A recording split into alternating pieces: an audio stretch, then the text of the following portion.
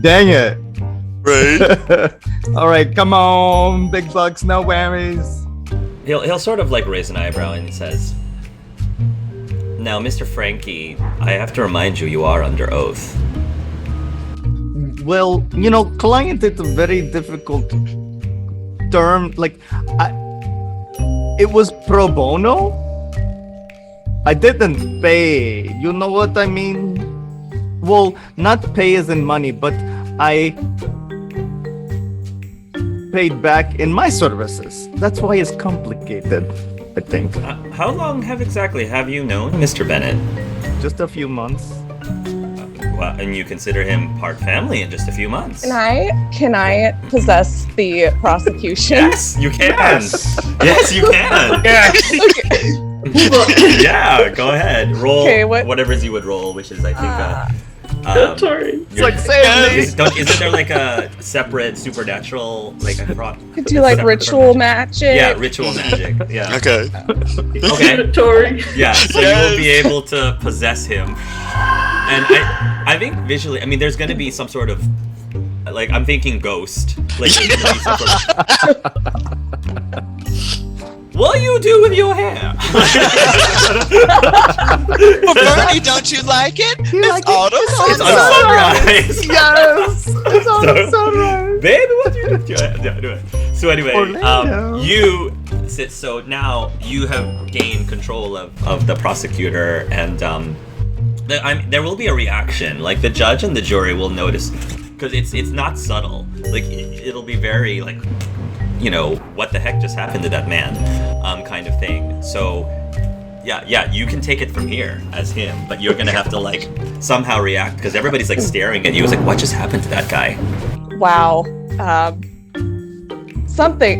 Judge, could I have a brief recess? Recess? Yes, I will allow it. Just need to collect myself here.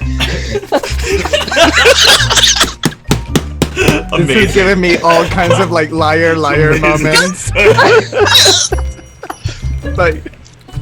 And I guess I'll go to the. Is there other attorneys or whatever with the prosecution? I'm sure. So I'll just sit down next to them for a moment to be sorry, what was I supposed to ask this guy again? We'll say that the first name of the prosecutor is Harry or something. Harry. And so it'd be Harry, are you all right? Yeah, I just had a weird chill jolt through my body. It was kind of like an out-of-body experience. I just needed a moment to collect myself. All right. Well, just let us know if you need anything. It seemed like you were a little taken aback by something. No, I got this. All right, Judge, I'm ready to continue with my questioning. Just before, go ahead. Can you just roll? It's not really. It's not a bluff, but I need you to sort of roll. What do you think you could roll to impersonate? Because you possess the person, but you need to be able to convince people that you're not off.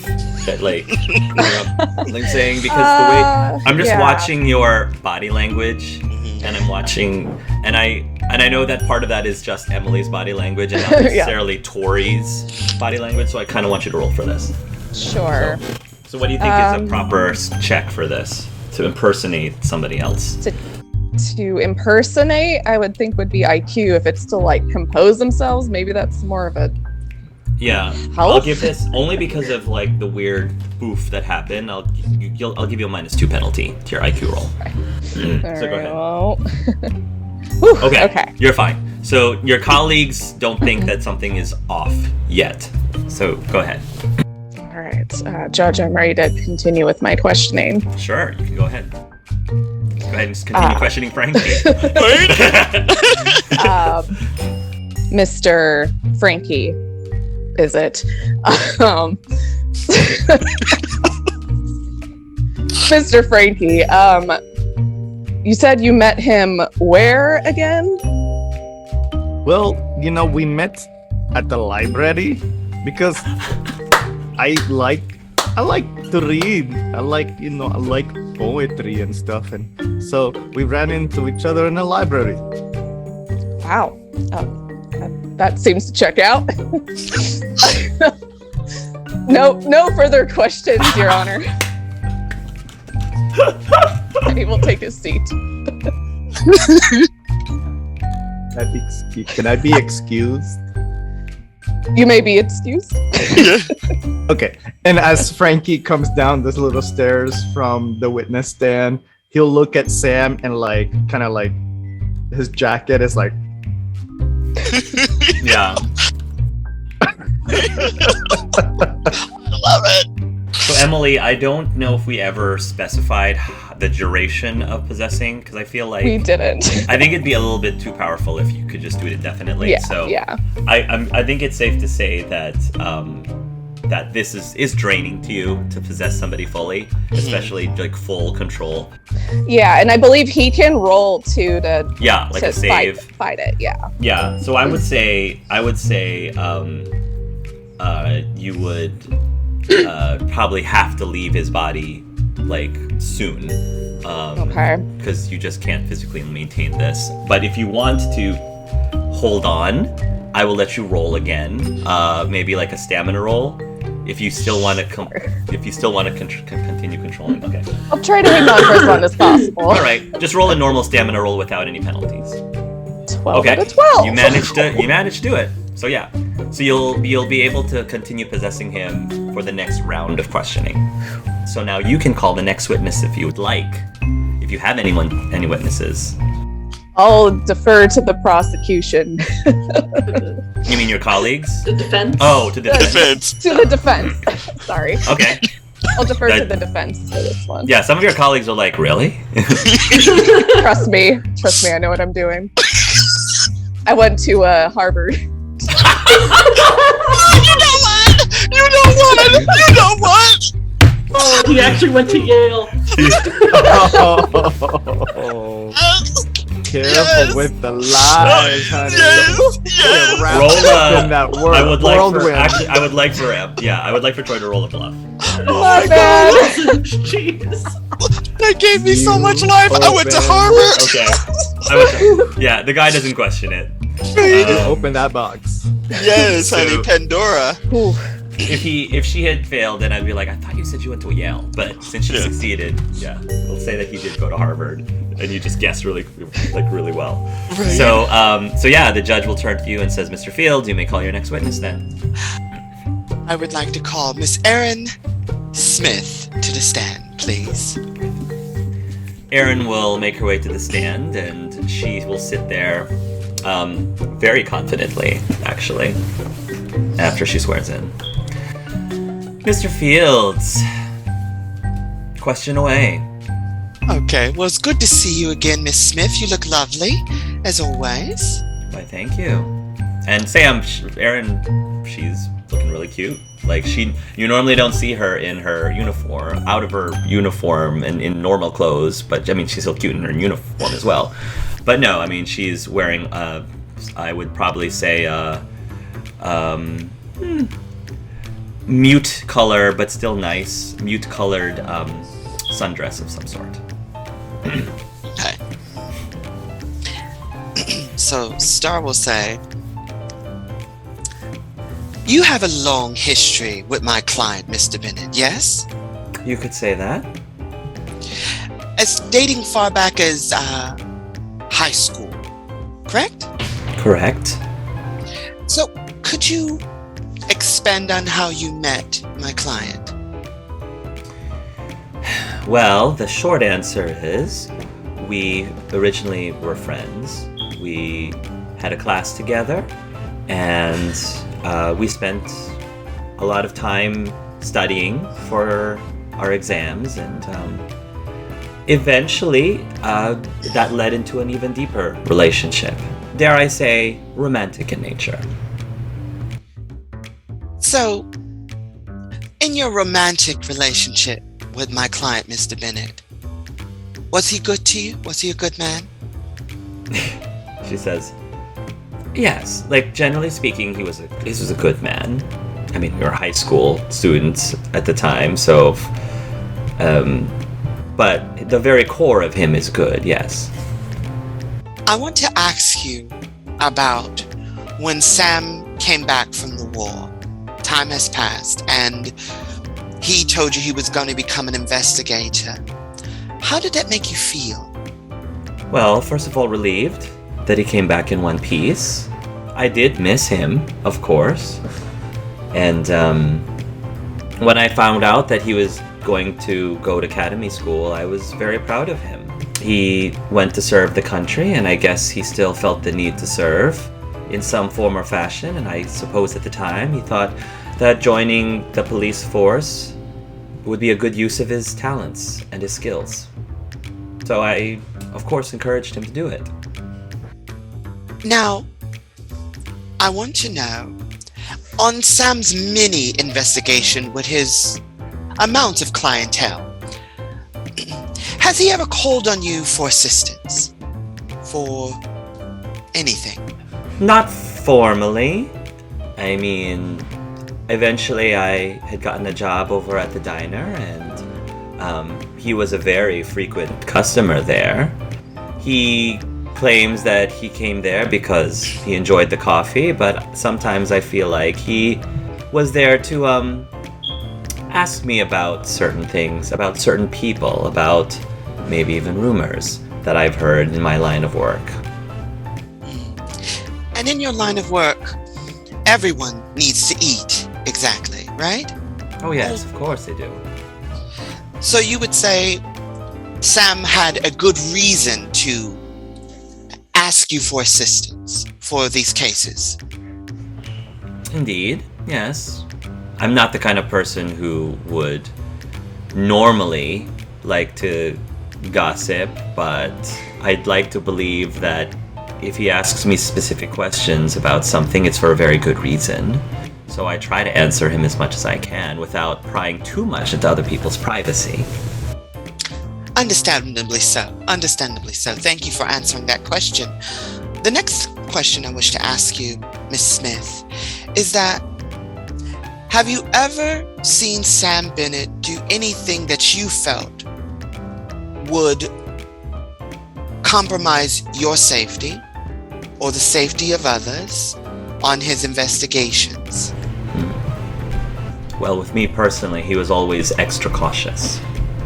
To the point that he would make decisions himself to spare me a lot of pain, or what he perceived would spare me a lot of pain. I don't know how much more into detail you want me to get into that, or if it would be if it would have anything to do with this particular case. No, but what I do want to ask you next is that by him keeping you out of the line of danger, protecting you, if you would allow me to say so, would you say that Sam Bennett would do anything to, as we've already established, but anything to help his fellow man, yourself included? Yes, he absolutely would. He always tries to keep everyone's best interests in mind. Miss Smith, has Mr. Bennett ever brought evidence or mens rea, or the lack thereof, to you that you felt might have been questionable, in a questionable sort? I can't recall if he's ever shown me physical evidence.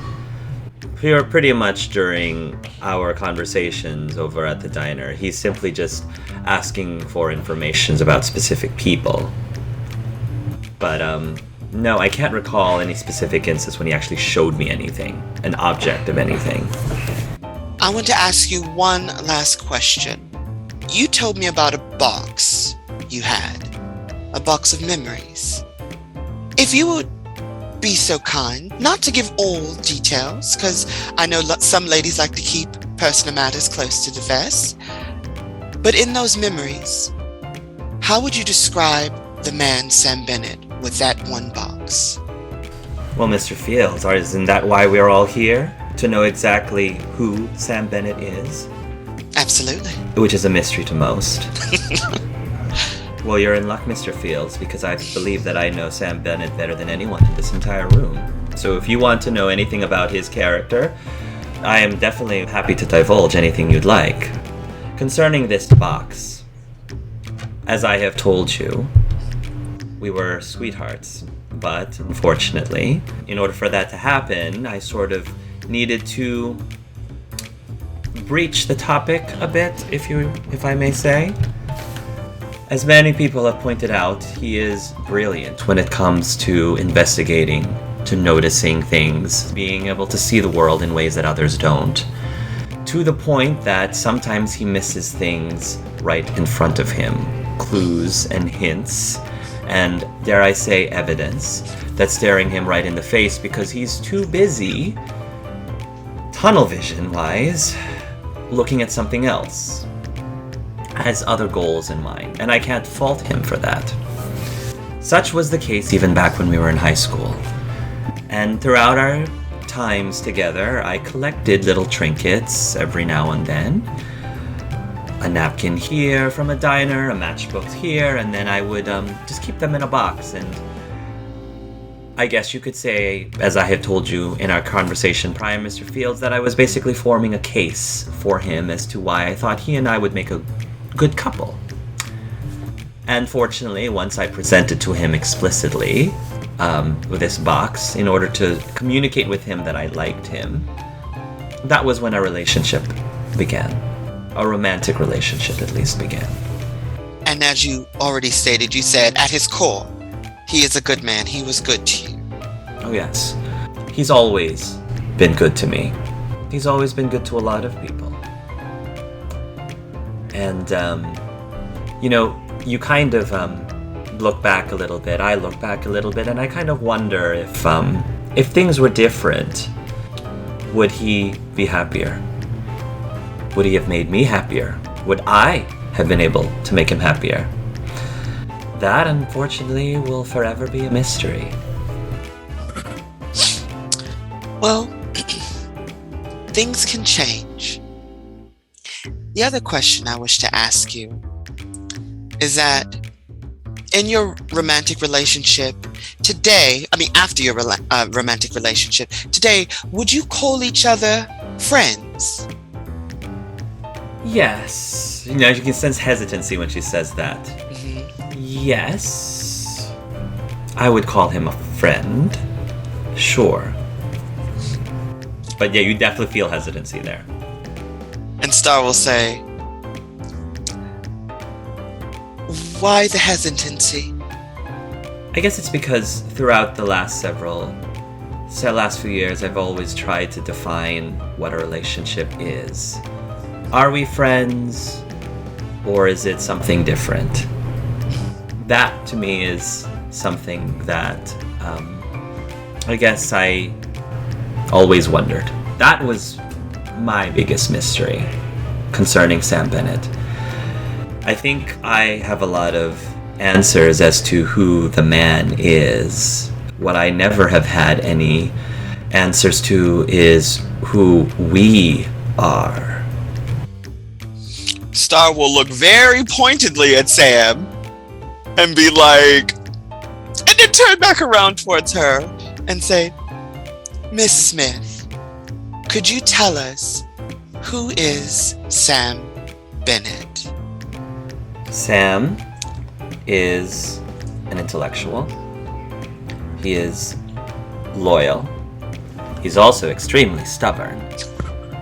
But only because he tries to put everyone else's best interest before his own. Sometimes he doesn't consult with people when it comes to doing that, but nobody's perfect. And he's a man that I've always come to admire. He's a man that I do know does take responsibility for his actions. And if there is any question as to that, I assure you that there is always a good explanation. He is somebody who has served the country. He's someone who served the community. And regardless of what happens and transpires from the court today, and what the jury decides is the right and justful action that needs to be taken, against him, he will continue to serve in whatever way he can from wherever he is. So, in a nutshell, Sam is indeed a good man with great integrity and a good character. And I don't think this one case is going to define who he is, because he's already established that with his history. You can never take away that from him. And I have a feeling that whatever happens to him from here on out, he's going to continue challenging that notion of who Sam Bennett is. And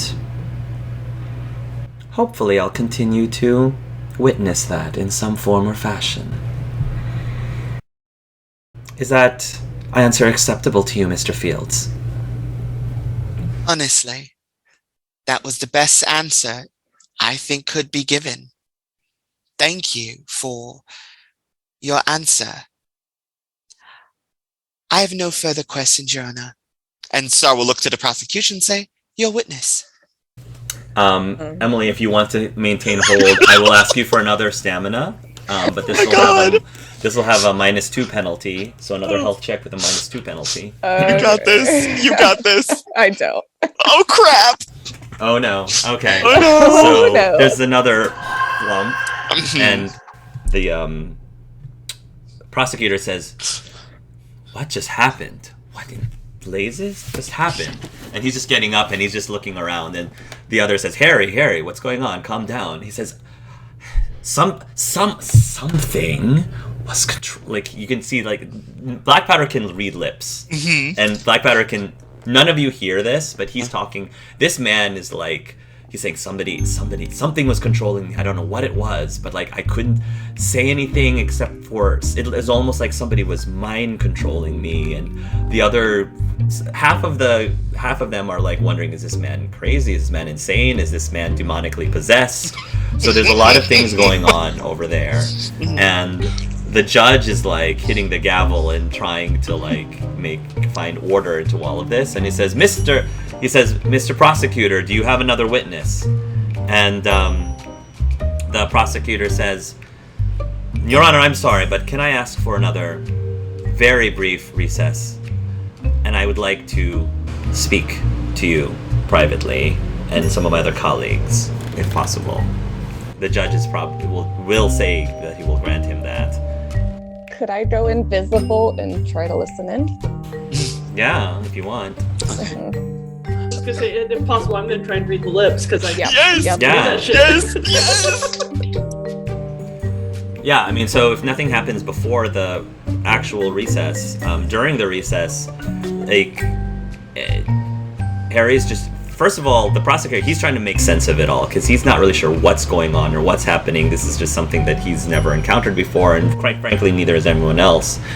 And some of them are wondering if this is like some people are questioning if this is like some sort of intervention, whether it's divine or demonic in nature. And they're not really sure if he basically they're saying like, I'm not sure if we can like trust the validity of the last 2 witnesses, because they might have to scratch that off of the whatever you call it, because he keeps insisting that wasn't him speaking, that was somebody else, and he can't explain what it was. And and so they're not really sure. This is way out of the realm of what, there's no protocol for this, so they're still trying to figure out, do we like delay the court to another date and continue keeping Sam Bennett behind bars until then? It could take another like few months, though. It might take a few months for that to happen, to have another court date, and so that's what's going on. Star's gonna be looking at you two and being like, so what did you discover? I think they're questioning because of Tori. Yep. Possibly the sanity and mental well-being of the prosecution. Which means they might They delay might the court date. Declare this a mistrial, maybe. Well, we can't have that. Right? And Star be like, not yet. The only thing we can do is to get Sam on the stand and get him to testify for himself and allow the prosecution to cross-examine him, and then I'll call into question their goals to say, oh, I was possessed. This is a courtroom, a court of law and order. Why are you, trying to razzle-dazzle the thing? So, what do you guys think? I think arguing with Black Powder's knowledge and my knowledge, shit. That's all I can think of. Separation of church and state. You do not bring things such as demonic possession into a court of law. Yeah. That's what I was thinking. I think if I need to go on the stand, that's fine. And then just say, don't delay any longer. We've already had months. Get the verdict now. Get it over with. And then if that word guilty comes out, Frankie, that's when you do it. Sam, I have a question for you here. Because, I think no matter what, they're going to find you guilty of something. So, do you at least want to maybe see what the actual court sentence would be in case you can, if it's shorter, maybe serve it out so you can still be here if you want to? Well, I think no matter what, it's going to be guilty. Generally when they say guilty, they'll say what the sentence is going to be, but my thought is I can come back and serve that time at any point in time.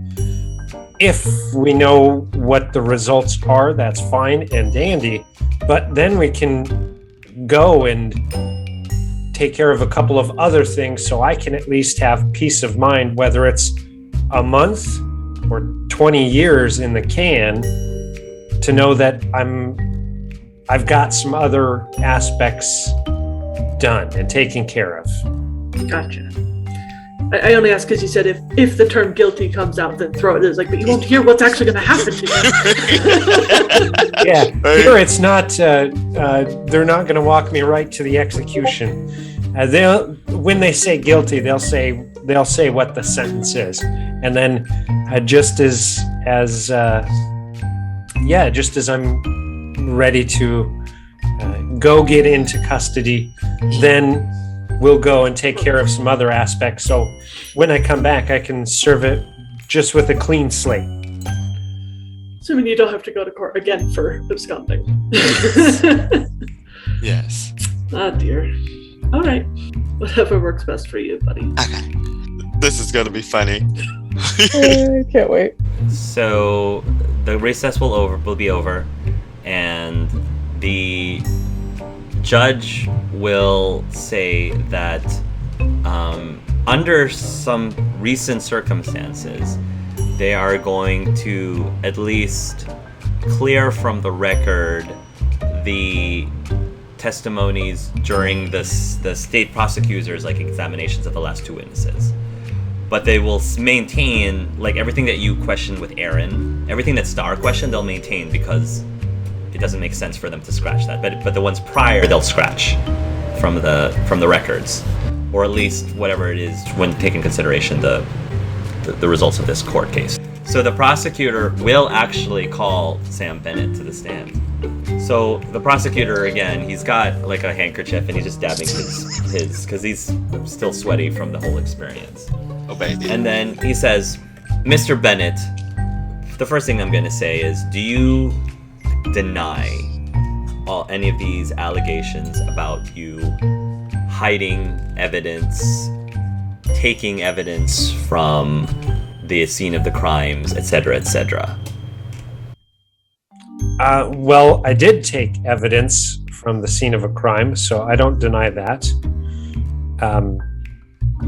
Hiding evidence, I would say I didn't hide any evidence, because if I had been asked for any of it, I would have handed it right over, I think, without a problem. You took evidence, but you were relying on someone to know to ask you for said evidence that you took. Is that what you're saying to me, Mr. Bennett? Yeah. If I need something and I'm going to ask for it. So, yeah. Not all of us are as observant as you are, Mr. Bennett, so forgive me for saying that. Simply saying, oh, nobody asked me, I feel like is a very flimsy defense. Well, I didn't say it was the best. Fair. And how about the allegations of you being gone from prison for several months? Oh, long time. I mean, I definitely wasn't in there, but did I break out? No. Did I try to buck the system? No, absolutely not. That was not by my choice. I was summoned for some other cases and a little bit beyond my control, so got back as quick as I felt I could. You were summoned for other cases. Who was this person that summoned you and had the jurisdiction to take you out of prison while you were being under investigation for something? Who had that authority?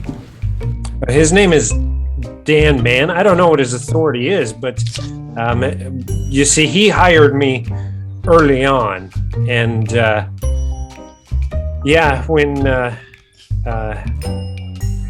even before this case with the Apocalypse Killer. So, just beyond my control. I still fail to see who this Dan Mann is, why he would have the power to take you out of your prison without even informing anyone at the precinct. Yeah, he's even to me kind of a mystery yet. So I don't think he works in this state, I would guess. So you knew that you were breaking the law by helping this Dan Mann person then? Oh yeah, and there were a number of times where I had to say, I know I'm going to get the rack when I get back, so... Yeah, the jury is definitely conversing with each other because it's really not looking good for Sam at this moment. The state prosecutor then says, how exactly did this Dan Mann free you from incarceration then? Oh, I don't know. I was actually kind of not actually watching for the door to open or anything like that. So I can't speak to that. I don't know. You have no idea how you got out of prison? No, I was so preoccupied with, trying to think of who I would get to represent me and, kind of going on a personal journey in my head of, that kind of aspect that I didn't really pay much attention or even think to ask. I have to be very honest with you, Mr. Bennett. You're behind the 8 ball right now, and your story right now isn't holding a lot of water. Objection, hearsay. The judge will acknowledge that. And then he'll say, and all of these other witnesses, Mr. Frankie, Mr. Reginald, all of them, what exactly is your relationship with them? Well, I would say, several times they've used the word friend and family and even pro bono client. I would say all of those apply. We met in the library and each of them had some challenges that they were needing some assistance with. I was just starting this Apocalypse Killer case, although it started as a different aspect. But they assisted me and I assisted them, so kind of mutually beneficial partnership. So they too are involved with this Dan Mann person you speak of? Oh, I don't know about that. I don't know what their relationship with Dan the Man is. I think out of character that needs to bluff. I think you need to Everything else had some partial truth to it, so I wasn't gonna let you roll. But that part, I feel like you need to roll a bluff or something along those lines. Fingers crossed. Probably with a -4 penalty, because this prosecutor is definitely on high alert. Yes. High alert with the story that you're. Bluff either, because I have. So that's okay. Would it just be IQ? IQ -4 penalty. Oh. Okay. So it's not looking good. It's very much not looking good. The prosecutor is saying, Mr. Bennett, again, I'm going to remind you that you are under oath, and I'm starting to question truly what the relationship between this man, Dan man person is with Mr. Frankie and Mr. Reginald, which means I'm starting questioning the validity of their testimonies as well. Well, again, I can't speak on their behalf for sure. I would say that it's possible and more likely probable that Dan Man has hired them or has them in some type of aspect or interest, but for Dan having all of us together, being brought together really by chance in the library, I think there is a aspect and goal for us to kind of figure things out in writing that story ourselves together. So you willingly accepted helping this Dan Man person, knowing that it was against the law, and then you came back, you're saying, because you wanted to accept the consequences of those actions? Correct, yes. Then why are we even here in court right now?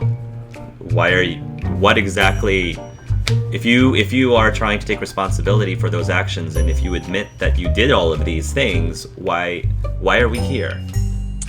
Well, I think if I didn't fight, or on behalf of my lawyer, have my lawyer fight for actual justice, I don't know if I would get actual justice, because that tends to be or seems to be tainted, and I think it would be exorbitant, the amount of punishment for upsetting the apple cart, you might say. And I want to make sure that I don't get steamrolled, because I just find it can be a pity that the wrong people often get to decide the fate of the right. Very well, Mr. Bennett. Then my last question is, what exactly was so important? What exactly did this Dan Man need you to do that you felt was so important that it would put you at this risk, put you in the state that you are today? Save a kid's life, help a man overcome the worst demons in them, help someone who was caught in some type of a odd trap, be able to escape that, and then help pick up some litter. You're here because you want the punishment to fit the crime. So what do you believe is a just consequence for your actions? Oh, I'm not a judge. I couldn't say. I just want it to be a fair shake, that's all. No further questions, Your Honor, the prosecution says. Your witness, Mr. Fields. Thank you. And Star will say, he'll do the little finger snap. Mr. Bennett, so when you talked about having a fair trial of being on the apple cart, as they say, is that because you believe in justice and truth? Oh, absolutely. I think justice is something that should be available to everybody, and that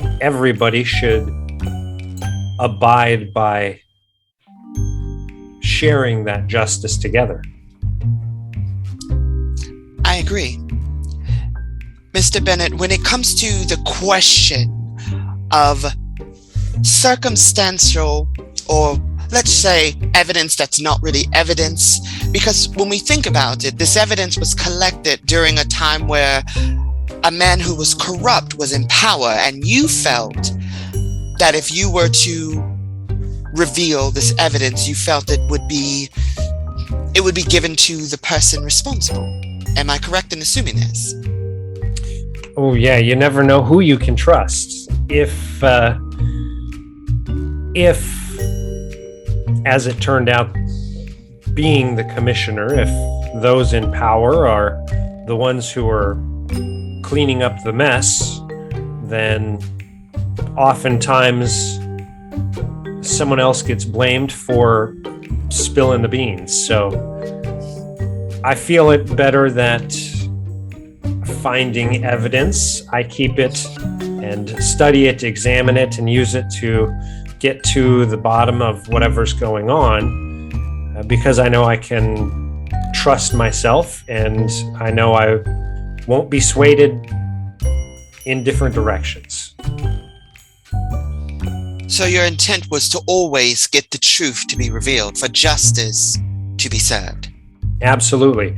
When the case first started and I thought I was going to be exploring someone being blackmailed, my goal was to make sure that that blackmail was not going to harm or hurt someone else. When they turned up being dead, that person deserves justice.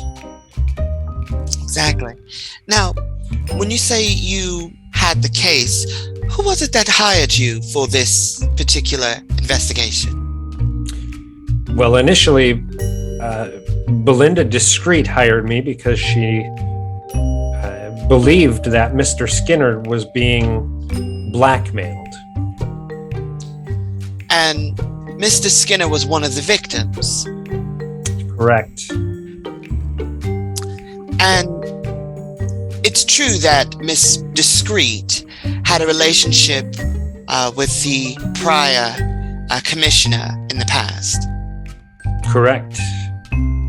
And in your investigation, you discovered that all of the individuals who were victims, luckily the one you saved, the detective, were all connected with an underground criminal ring in your investigations. Correct. So, to say, would it be safe to say that Miss Discreet hired you to hide her corroboration in all of this? The big black hat turns. Oh, yeah. It's like, what? Like a peacock. That's a tough one. I'm going to say, I think Miss Discreet hired me to help a friend, because I don't think she was aware of what the commissioner was ultimately up to and doing. Good answer. Okay. So, let's answer the most challenging question here, Mr. Bennett. When it comes to your absence in prison, this Dan man had absconded with you, and this was out of your control. And you return, in the words of Detective Haskell, to take on responsibility for your actions, to allow the justice and the penal system to do what it does best, and that is to protect and serve. Yeah, shortly after I got this case, and then got pulled into other cases, it's been pretty spicy. I've had to be a little bit of a soldier. I've been a stinker, been scared, a little bit of a scallywag, sightseer, but ultimately, there was never any question in my mind that because I was accused of these crimes that I would ultimately face the music. So your intention was always to return, so again, you could face your charges. Absolutely. Mr. Bennett, the cross-examination of the prosecution has painted you in a very different light. And we have heard multiple testimonies from a few people describing who are you? In your own words, how would you define yourself? I would say that I am just a guy trying to do the best he can by everybody else. And I'm not perfect by any means, but always willing to improve. Thank you, Mr. Bennett. Your Honor, I have no further questions for my client. In that case, the judge will then ask the prosecutor if they have any more witnesses, and the prosecutor will say, Your Honor, the prosecution rests. The court will take a break or recess to allow the jury now to come up with their verdict. And yeah, after maybe I would say a couple hours. After a couple hours, you all reconvene back into the courtroom, and one of the members of the jury stands up, and they will say, Your Honor, these are the findings of the jury. In the charges of tampering or hiding of evidence, we find the defendant guilty, yet under certain circumstances, we ask that because it seemed that his actions were required ultimately in order to get the best possible outcome for justice to be served, we are asking for the punishment to be severely reduced on that particular offense. In the allegations of him, whatever the terminology of him leaving or fleeing, we also find him guilty and would like for him to serve with the proper punishments. The jury has determined that we would like to give Mr. Bennett two options. One is to serve a year incarceration. The other option is that he can reduce that down to 6 months in incarceration by paying a hefty fine. And out of character, I don't know how much things were in the 1920s, but by hefty fine, I mean if you do pay enough for you to only be in jail for 6 months, it is going to be a strain on you financially. It is going to take you back. In addition to all of this, there has been talk about whether or not Mr. Bennett is allowed to maintain his license as a PI.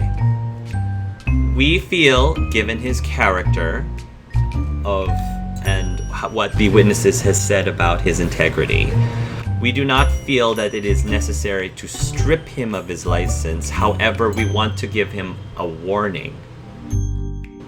He may keep his license under the condition that he does not tamper, hide, take evidence again. Because if he does, then this case will be revisited and his license will most likely be taken away from him, and his charges, his punishments of incarceration will also most likely be increased. So take that as a slap on the wrist, if you will, Mr. Bennett. So my question now is something being thrown? I don't know if that's good. So Frankie is looking at Sam, waiting for that cue. Right. Because he really doesn't know when to throw it, but he's got it ready to pull the pin and I'll nudge Star a little bit and say, ask if I can address the court. Oh, right.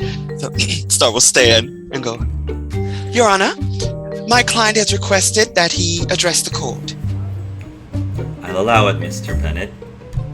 Please take no more than 5 minutes, at most. So I'll stand up and just say thank you for the options. I will say that being a PI is tough work and doesn't earn a lot of bread.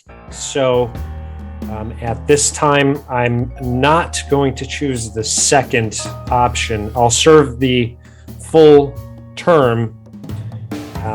However, I wanted to thank everybody who has come on my behalf. Aaron, I definitely want to pay back a tip, and from my pocket I'll pull out a bag and it's got 500 gold in it, and I'll toss it to her and just say it's always okay to lose someone, but it's not okay to lose yourself for someone. Just keep that in mind. And then back to the judge, and I'll say, I'll definitely serve the full time, but I just found out that Dan Mann has a case for me, so even though I'm guilty, I have to go, but I'll be back to serve the time. Isn't that right, Frankie? And I'll give you the signal. Yes! Pulling the pin. Amazing. All right, pull the pin. And throwing the grenade right in the middle of the courtroom. Oh my gosh. The slow motion as the grenade starts to roll as Alex rolls his 1d20 or 1d10 or 1d10. 1d10. 1d10. All right, so I'm gonna roll 1d10. And pretty much no matter what happens, I'm assuming you're transferred to the library. No matter what happens. Okay. I just want to see what it is. I rolled a 4. A 4. Okay. Gosh, that's the It's four. Black Pudding, the creature. The creature. Black, They're oh all my gonna god. die. It's a demonic like thing. No. Awful. So you throw the grenade from Frankie, and then out comes out this demonic-looking like creature, blob creature.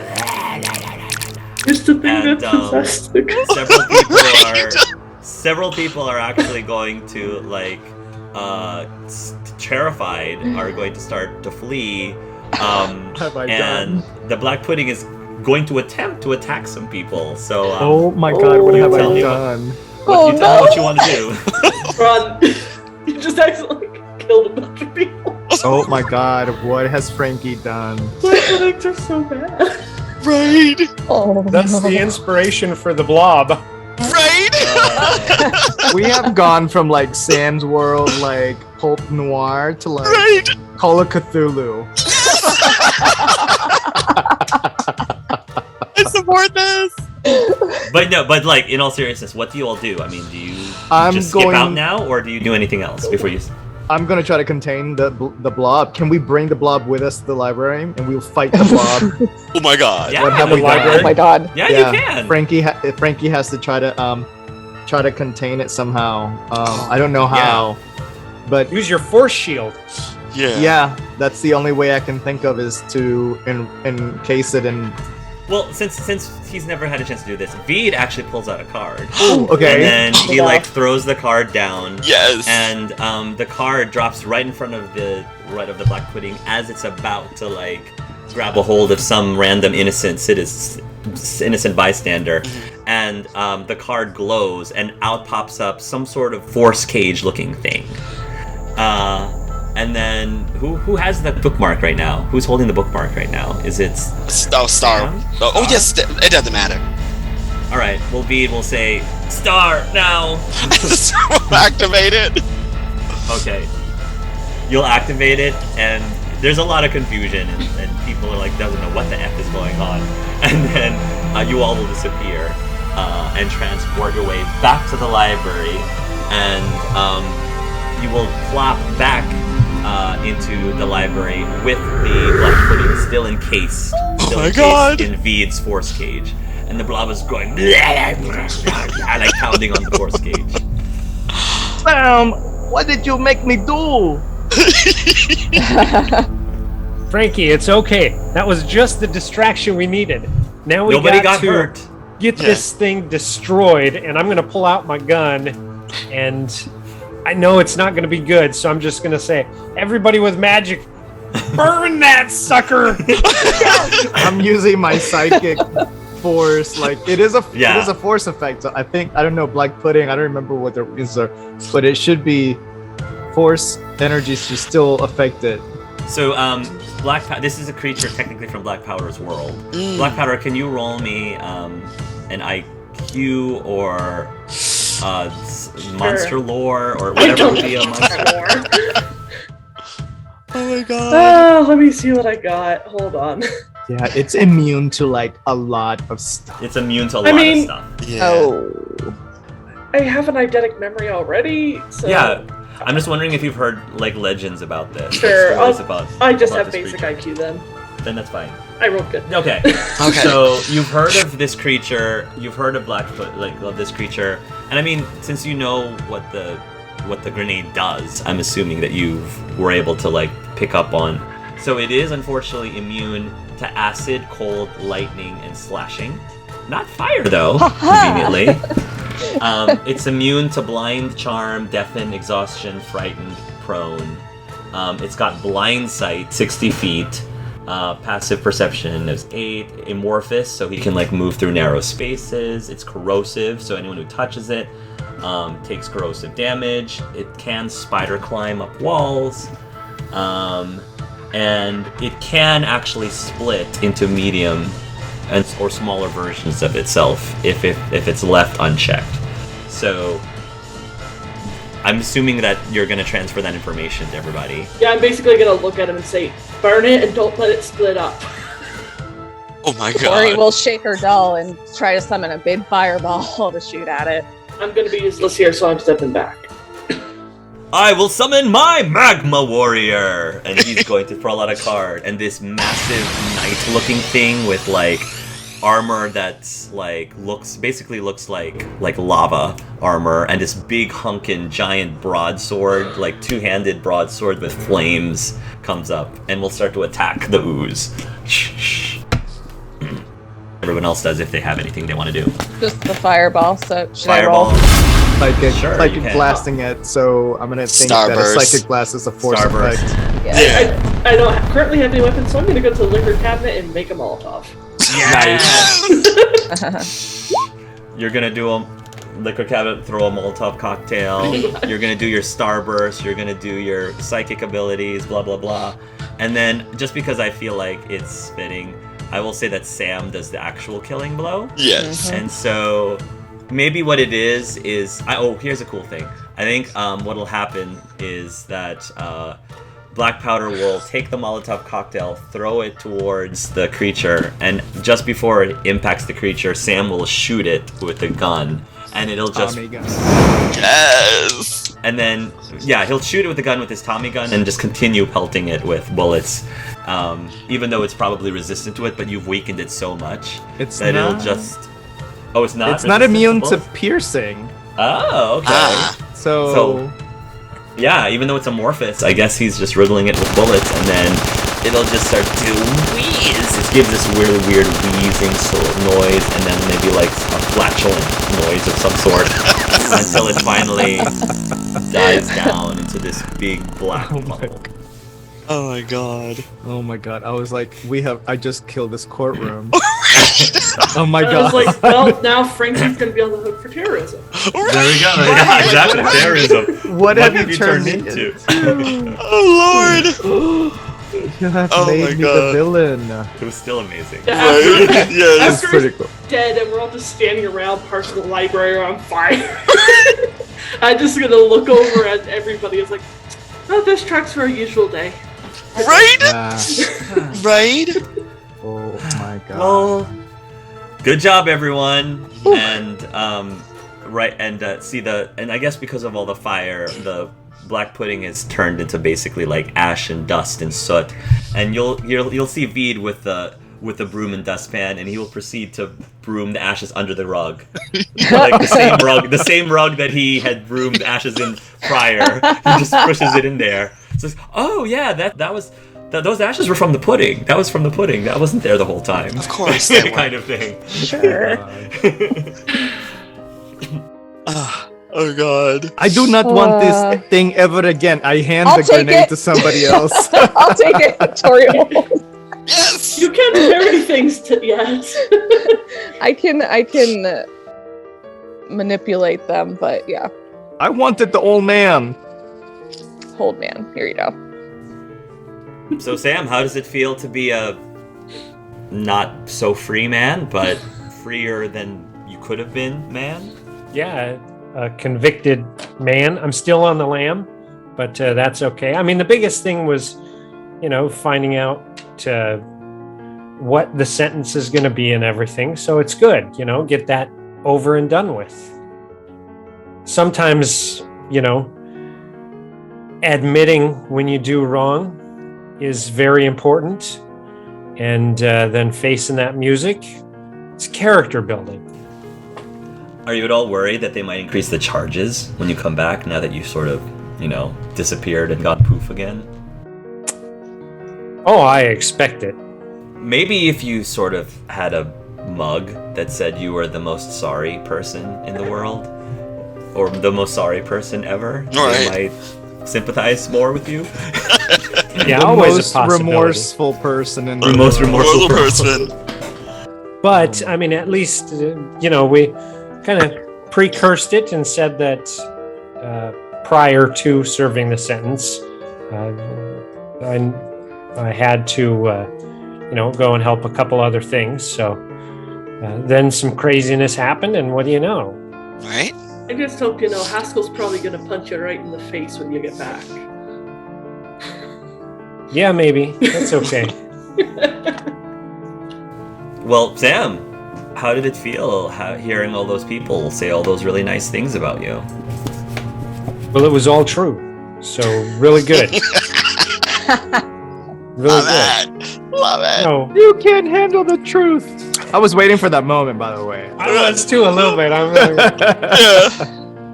No, I appreciate what everybody said to me, or not to me, about me, and that's one of the things that I always want is to meet and exceed expectations.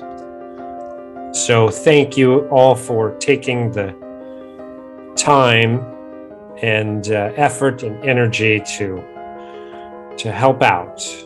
I appreciate it. Frankie gives Sam a big hug. Now we still got to decide where we're going next. I know we've got some challenges in a couple of spots, but whatever the majority decides, I'm going to support it. Gotta do Tori, Star, and Frankie's World again, so the question is where to next? Well, I feel bad because we never did find that dog. That's exactly my point. Scruffy and Scooty Poo are still missing, and there's a weird hauntings going around. Mm-hmm. So if you guys don't mind, I want to get rid of whatever this demon shit is once and for all. Yes. This means we have to go back into like our old selves that are in your world, right? Yeah, I think. Okay, let me stretch. I was thinking about that actually. I gotta say, it wasn't as bad as I feared, because I thought for sure that when we found out that it was, a ghost on your bookmark, and it made me thinking horror stories. And I have to say, at first, the first thoughts that were going through my head, because we'd seen changes at each place, I thought for sure that Frankie was going to become like Frankenstein's monster, but bigger and green. I thought maybe Sue would become some type of bride of Frankenstein with a beehive. I thought because Star is so good and nice and everything, it would be a Dr. Jekyll and Mr. Hyde monster. I thought with as old as Black Powder was, a mummy for sure. I mean, bear in mind, the first time we went in, I was already as bad as I was. So. Right. I wouldn't have changed. Maybe Tori would be some type of a vampire, so it wasn't as bad as I expected. I mean, But to be fair, and from my point of view, maybe from some people always saw me as a monster. No, I just thought you were from accounting, but never a monster. yeah, I thought you were Dr. Manhattan, remember? I'm really bad with numbers. But when we go in, really important because you guys might feel compelled to do this again, but please try to stay together. And glances over at Bede. You with me, Bede? Oh yes, 100%. I am so on you like glue. Good. I will do my best.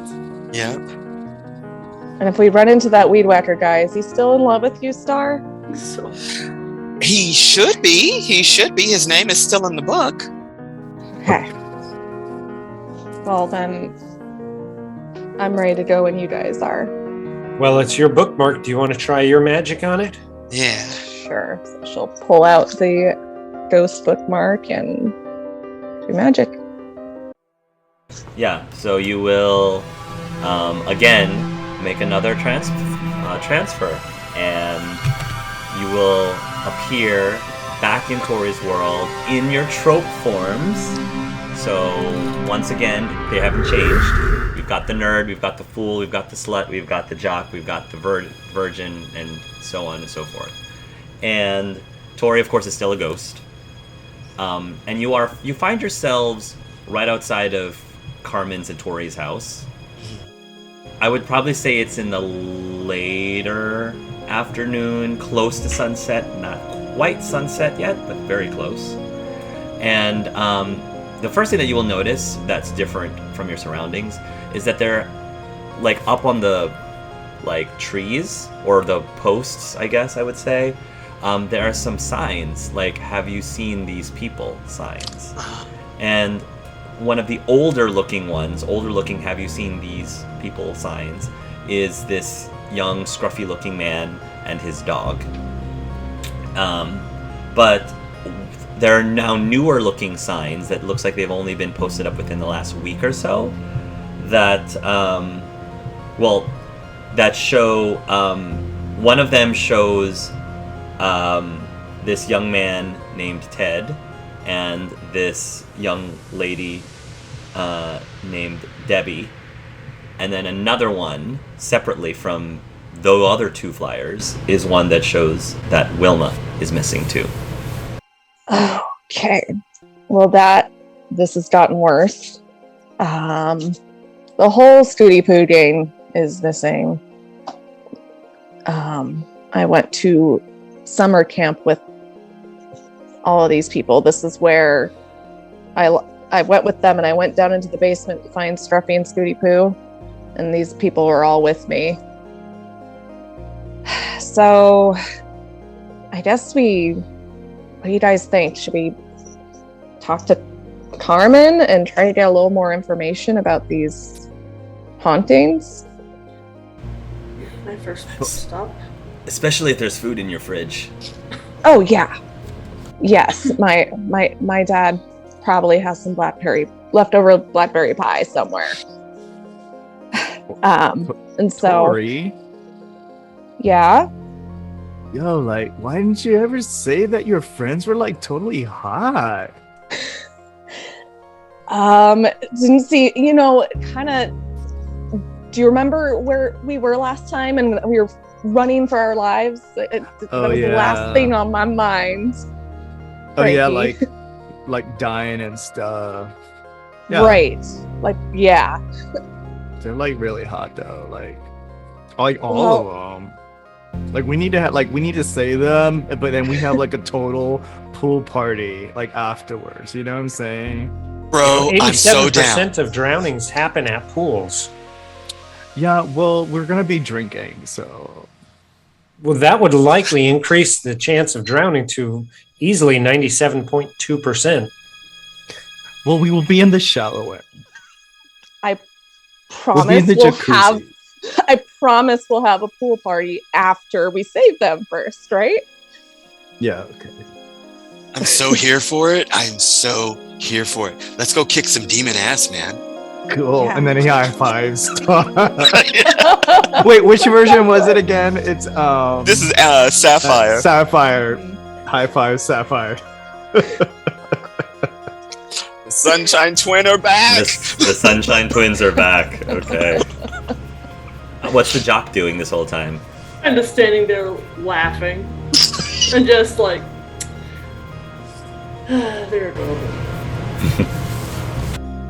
I support this. I support this. Shall we then? Veed says, pointing to Carmen's house. Yes, let me give you guys the tour of my house. And she'll open the door and let everybody in.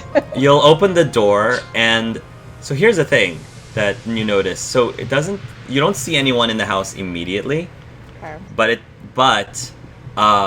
So it's in the middle of the summer, and for whatever reason, somebody hung Christmas lights all over the place in this house. For some reason, there's Christmas lights all over the place.